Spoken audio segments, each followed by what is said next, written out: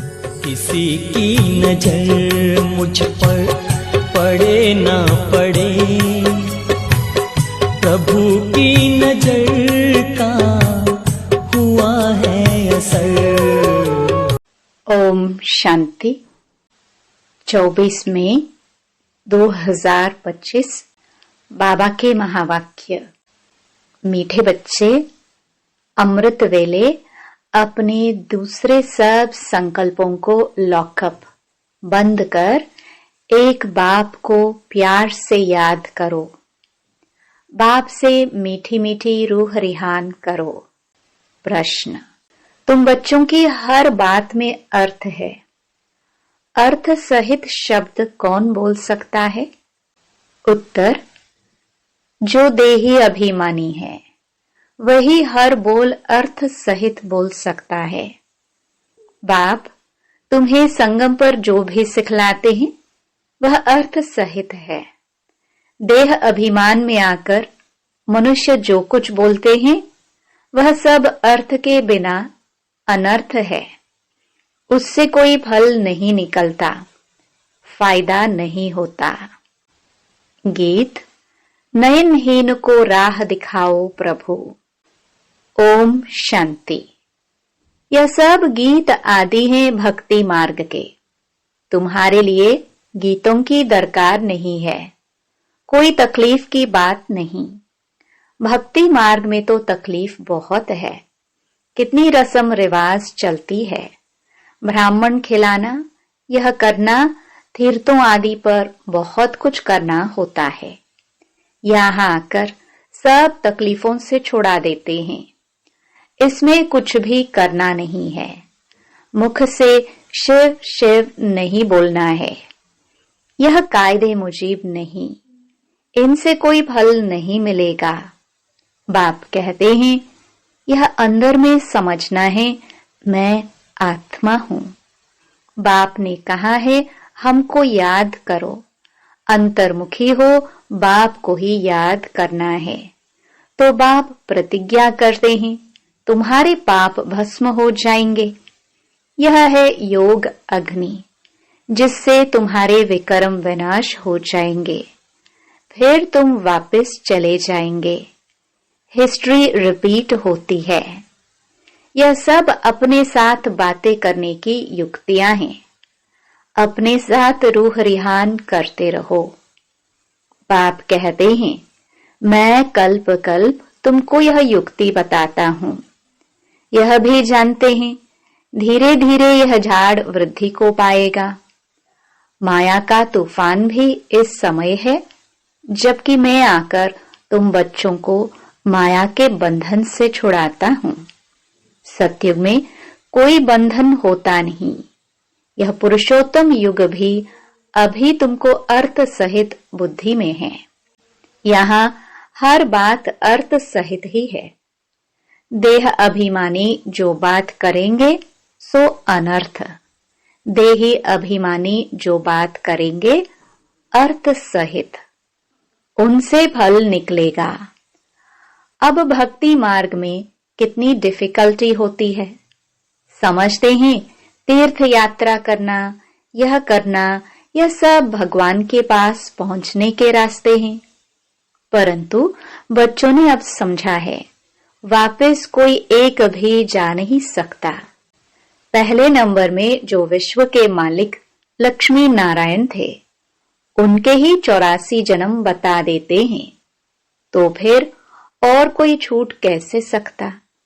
सब चक्कर में आते हैं तो कृष्ण के लिए कैसे कहेंगे कि वह सदैव कायम है ही है। हाँ, कृष्ण का नाम रूप तो चला गया, बाकी आत्मा तो है ही किसी न किसी रूप में। यह सब बातें बच्चों को बाप ने आकर समझाई हैं। यह पढ़ाई है। स्टूडेंट लाइफ में ध्यान देना है। रोजाना टाइम मुकर्रर कर दो अपना चार्ट लिखने का। व्यापारी लोगों को बहुत बंधन रहता है। नौकरी करने वालों पर बंधन नहीं रहता। वह तो अपना काम पूरा किया, खलास। व्यापारियों के पास तो कभी ग्राहक आए तो सप्लाई करना पड़े, बुद्धि योग बाहर चला जाता है, तो कोशिश कर समय निकालना चाहिए। अमृत वेले का समय अच्छा है। उस समय बाहर के विचारों को लॉकअप कर देना चाहिए। कोई भी ख्याल न आए, बाप की याद रहे, बाप की महिमा में लिख देना चाहिए। बाबा ज्ञान का सागर पतित पावन है। बाबा हमको विश्व का मालिक बनाते हैं। उनकी श्रीमत पर चलना है। सबसे अच्छी मत मिलती है मन मना भव। दूसरा कोई बोल न सके। कल्प कल्प यह मत मिलती है, तमो प्रधान से सतो प्रधान बनने की। बाप सिर्फ कहते हैं मामेकम याद करो। इसको कहा जाता है वशीकरण मंत्र। अर्थ सहित याद करने से ही खुशी होगी। बाप कहते हैं अव्यभिचारी याद चाहिए। जैसे भक्ति में एक शिव की पूजा अव्यभिचारी है, फिर व्यभिचारी होने से अनेकों की भक्ति करते हैं। पहले थी अद्वैत भक्ति, एक की भक्ति करते थे। ज्ञान भी उस एक का ही सुनना है।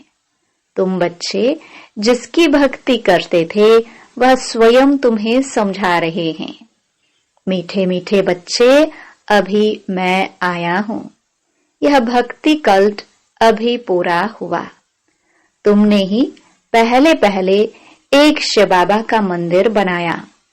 उस समय तुम अव्यभिचारी भक्त थे, इसलिए बहुत सुखी थे। फिर व्यभिचारी भक्त बनने से द्वैत में आ गए, तब थोड़ा दुख होता है। एक बाप तो सबको सुख देने वाला है ना। बाप कहते हैं मैं आकर तुम बच्चों को मंत्र देता हूं। मंत्र भी एक का ही सुनो। यहाँ देहधारी कोई भी नहीं। यहाँ तुम आते ही हो बाप दादा के पास। शिव बाबा से ऊंच कोई है नहीं। याद भी सब उसको करते हैं। भारत ही स्वर्ग था, लक्ष्मी नारायण का राज्य था। उनको ऐसा किसने बनाया जिसकी तुम फिर पूजा करते हो? किसको पता नहीं महालक्ष्मी कौन है? महालक्ष्मी का आगे जन्म कौन सा था? तुम बच्चे जानते हो, वह है जगदम्बा। तुम सब माताएं हो। वंदे मातरम। सारे जगत पर ही तुम अपना दाव जमाती हो। भारत माता कोई एक का नाम नहीं। तुम सब शिव से शक्ति लेते हो, योग बल से। शक्ति लेने में माया इंटरफियर करती है। युद्ध में कोई अंगूरी लगाते हैं तो बहादुर हो, लड़ना चाहिए। ऐसे नहीं कोई ने अंगूरी लगाई और तुम फंस पड़ो। यह है ही माया की युद्ध। बाकी कोई कौरव और पांडवों की युद्ध है नहीं। उनकी तो आपस में युद्ध है। मनुष्य जब लड़ते हैं तो एक दो गज जमीन के लिए गला काट देते हैं। बाप आकर समझाते हैं यह सब ड्रामा बना हुआ है। राम राज्य, रावण राज्य। अभी तुम बच्चों को यह ज्ञान है कि हम राम राज्य में जाएंगे। वहां अतः सुख है, नाम ही है सुख धाम। वहां दुख का नाम निशान नहीं होता। अब जबकि बाप आए हैं ऐसी राजाई देने, तो बच्चों को कितना पुरुषार्थ करना चाहिए। घड़ी घड़ी कहता हूं बच्चे थको मत, शिव बाबा को याद करते रहो। वह भी बिंदी है, हम आत्मा भी बिंदी है। यहाँ पाठ बजाने आए हैं। अब पाठ पूरा हुआ है। अब बाप कहते हैं मुझे याद करो तो विकर्म विनाश होंगे। विकर्म आत्मा पर ही चढ़ते हैं ना। शरीर तो यहाँ खत्म हो जाएंगे। कई मनुष्य कोई पाप कर्म करते हैं तो अपने शरीर को ही खत्म कर देते हैं, परंतु इससे कोई पाप उतरता नहीं है। पाप आत्मा कहा जाता है। साधु संत आदि तो कह देते आत्मा निर्लेप है, आत्मा सो परमात्मा। अनेक मतें हैं, अभी तुमको एक श्रीमत मिलती है। बाप ने तुम्हें ज्ञान का तीसरा नेत्र दिया है। आत्मा ही सब कुछ जानती है। आगे ईश्वर के बारे में कुछ नहीं जानते थे। सृष्टि चक्र कैसे फिरता है, आत्मा कितनी छोटी है, पहले पहले आत्मा का रियलाइजेशन कराते हैं। आत्मा बहुत सूक्ष्म है, उनका साक्षात्कार होता है। वह सब हैं भक्ति मार्ग की बातें, ज्ञान की बातें बाप ही समझाते हैं। वह भी भ्रकटी के बीच में आकर बैठते हैं बाजू में, यह भी झट समझ लेते हैं। यह सब हैं नई बातें जो बाप ही बैठकर समझाते हैं। यह पक्का याद कर लो, भूलो नहीं। बाप को जितना याद करेंगे उतना विक्रम विनाश होंगे। विक्रम विनाश होने पर ही आधार है तुम्हारे भविष्य का।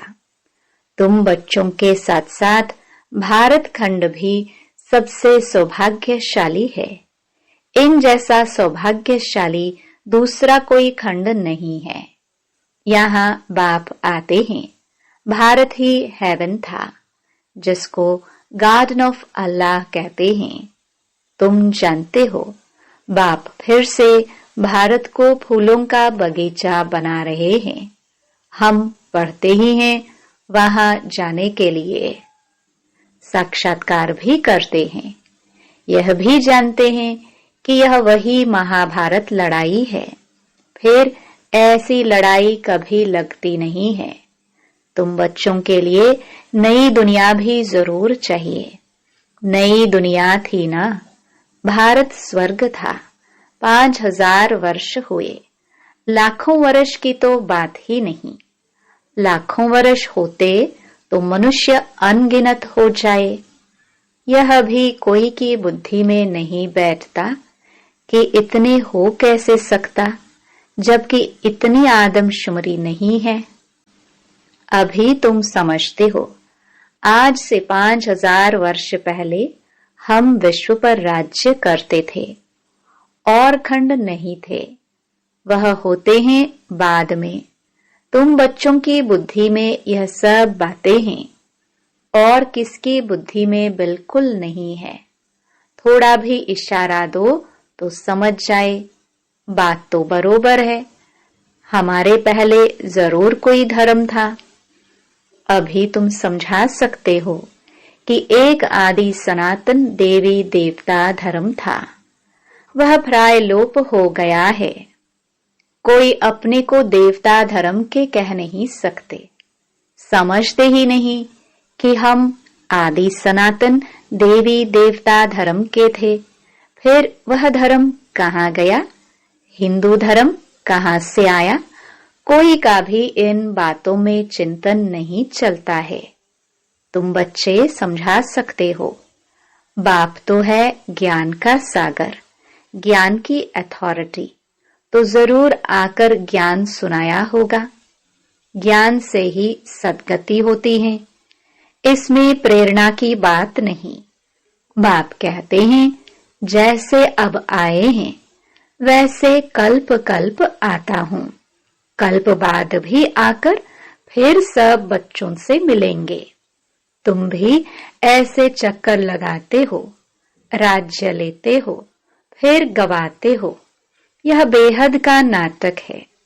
तुम सभी एक्टर्स हो। आत्मा एक्टर होकर क्रिएटर, डायरेक्टर, मुख्य एक्टर को ना जाने तो वह क्या काम की। तुम बच्चे जानते हो कैसे आत्मा शरीर धारण करती है और पाठ बजाती है। अब फिर वापस जाना है। अब इस पुरानी दुनिया का अंत है। कितनी सहज बात है। तुम बच्चे ही जानते हो बाप कैसे गुप्त बैठे हैं। गोदरी में करतार देखा। अब देखा कहे या जाना कहे, बात एक ही है।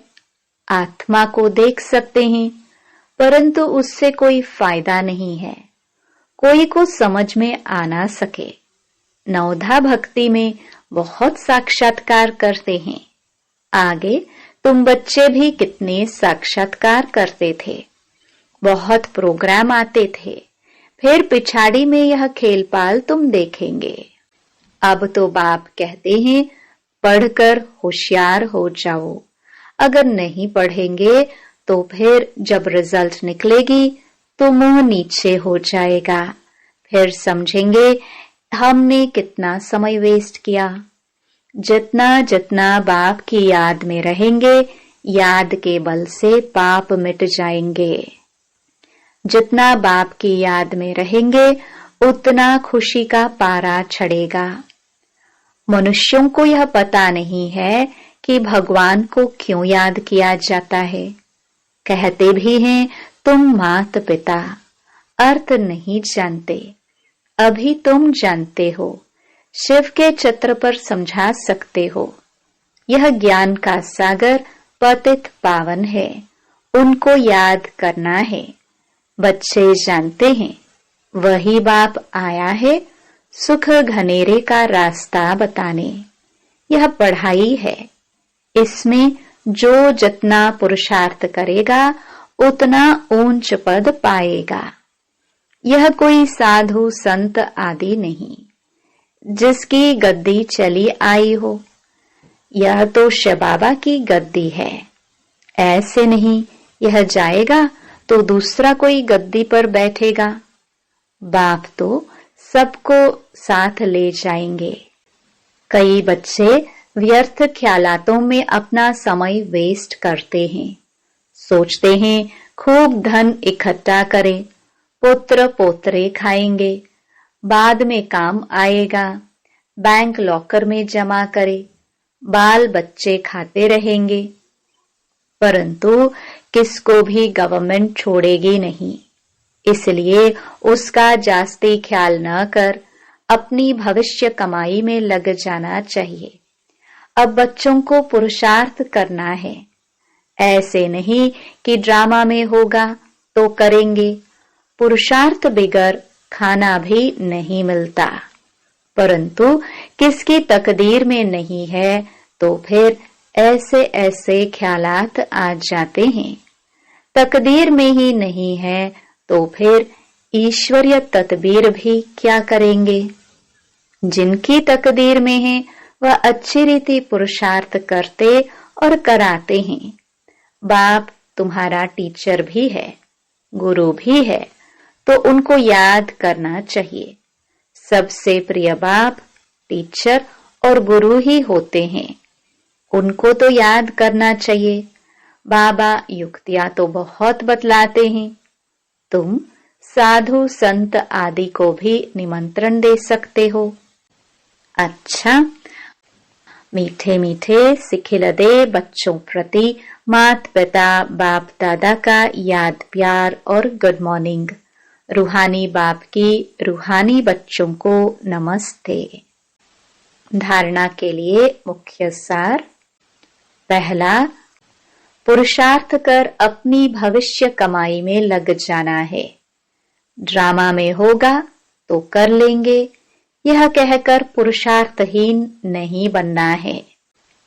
दूसरा, सारे दिन में जो भी पाप होते हैं या किसी को दुख देते हैं तो नोट करना है।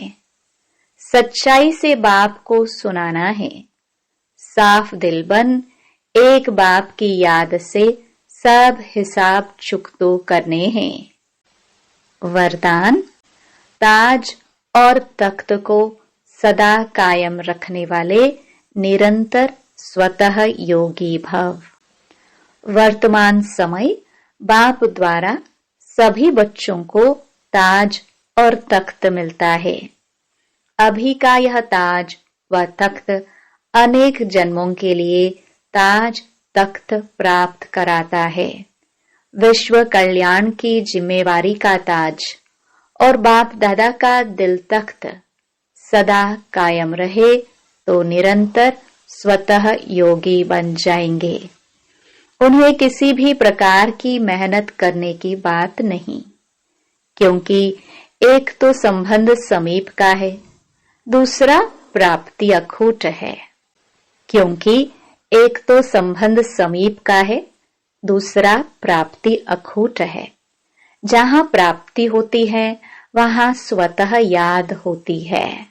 स्लोगन: प्लेन बुद्धि से प्लान को प्रैक्टिकल में लाओ तो सफलता समाई हुई है। अव्यक्त इशारे: रूहानी रॉयल्टी और प्योरिटी की पर्सनालिटी धारण करो। दुख अशांति की उत्पत्ति अपवित्रता से होती है। जहां अपवित्रता नहीं, वहां दुख अशांति कहां से आई? आप जब पतित पावन बाप के बच्चे मास्टर पतित पावन हो, तो जो औरों को पतित से पावन बनाने वाले हैं वह स्वयं तो पावन होंगे ही। ऐसी पावन पवित्र आत्माओं के पास सुख और शांति स्वतः ही है। सबसे बड़े ते बड़ी महानता है ही पावन बनना। आज भी इसी महानता के आगे सभी सिर झुकाते हैं। ओम शांति।